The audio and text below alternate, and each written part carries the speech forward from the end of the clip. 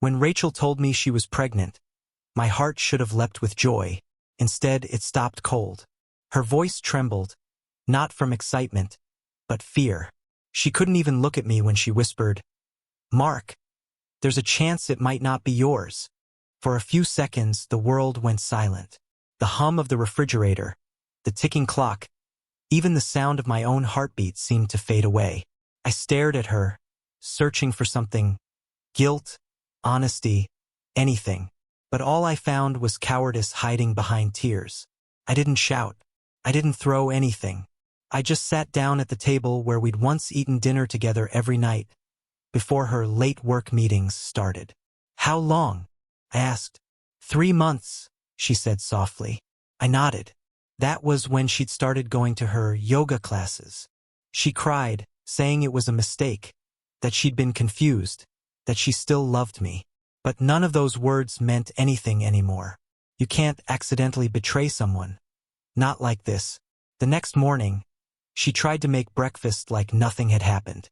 I watched her move around the kitchen, pretending to be normal. The smell of coffee filled the room, but all I could taste was resentment. "I booked a doctor's appointment," she said quietly. "For what?" "To find out who the father is." I laughed, not because it was funny, but because the absurdity of my life had become too much to process. "You're going to swab the baby like it's a paternity quiz?"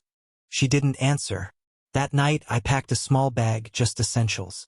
My old leather jacket, a few shirts, my toothbrush. When she saw me by the door, she panicked. "Where are you going?" "To clear my head," I said. "Somewhere I can breathe." Her eyes filled with tears again. "Please don't leave me now. I need you." "You should have thought about that before you needed someone else," I replied, then walked out. I drove aimlessly for hours, ending up at an old motel by the edge of town. The kind with flickering lights and a vending machine that still took coins. I lay there, staring at the ceiling, replaying every moment of our marriage. Every smile that now felt rehearsed. Every touch that suddenly meant nothing. 2 days later, she called. Dozens of missed calls, texts filled with apologies. But one message stood out. "Please come home. I need to tell you something important." Against my better judgment, I went back. She looked pale, almost sick. On the table was a small envelope. "I did the test," she said, voice cracking. I just need you to open it." I stared at the envelope, then at her. "You open it," I said. Her hands trembled as she tore it open. She read silently, then dropped the paper on the table like it burned her. Tears streamed down her face.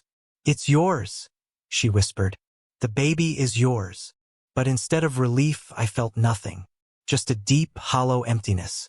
Because in that moment, I realized something. The baby might be mine, but she wasn't anymore. I turned to leave, but she grabbed my hand. "Please, Mark, don't do this. I made a mistake, but we can fix this. We can go to counseling, start over." I pulled my hand away. "You broke something that doesn't get fixed with apologies." She collapsed onto the floor, crying. For the first time, I didn't feel pity. I just felt free. For the next few weeks, I lived out of that motel. Work, eat, sleep, repeat. I kept myself busy so I wouldn't think. But the silence had its own way of talking. Sometimes I'd catch myself scrolling through old photos, Rachel laughing at the lake, her arms around me, and feel a strange mix of grief and disgust. Then one evening, I got a message from her sister, Claire. "She's not doing well. She barely leaves the house. Maybe you should talk to her." I stared at the message for a long time. I didn't know Rachel anything, but closure, real closure, has a pull of its own. So I drove back. The house looked smaller somehow. The curtains were drawn, the air thick with the smell of takeout and stale perfume. Rachel opened the door slowly. She looked nothing like the woman who once planned weekend getaways and talked about baby names. Her eyes were swollen, hair messy, face pale. "Mark," she said softly, "I didn't think you'd come." "I'm not here to stay," I said, "just to talk." We sat in silence for a while. She kept glancing at the ultrasound picture on the fridge like it might save her. "I've been seeing a therapist," she said. I'm trying to understand why I did what I did. I nodded. And she swallowed hard. I was afraid. You were always so steady, so calm, and I felt invisible. When someone at work started paying attention, I mistook that for love. I thought I needed excitement. But now I see what I destroyed. It was strange. Hearing her admit it didn't bring satisfaction. It just made everything feel more final. I believe you're sorry, I said. But sorry doesn't rebuild trust. She reached for my hand again, and this time I didn't pull away. Not immediately. Is there really nothing left? She asked, voice trembling. I looked around the room. At the framed wedding photo still on the wall, the couch where we'd fallen asleep watching movies, the life that once meant everything. Then I looked back at her. There's something left, I said quietly. There's honesty. So, I'll give you that one last time. I stood up and took an envelope from my jacket pocket. What's this? She asked. Papers, I said. Divorce papers. Already signed. Her breath hitched. You already filed? 3 weeks ago. I didn't want to drag this out. She broke down completely then, sobbing, clutching the envelope to her chest. You're really leaving me? She cried. I already did, I said. I walked to the nursery she'd started decorating. The crib was still in the box, half assembled. On the dresser sat a tiny pair of baby shoes, white, untouched. I picked them up for a moment, then set them back down carefully.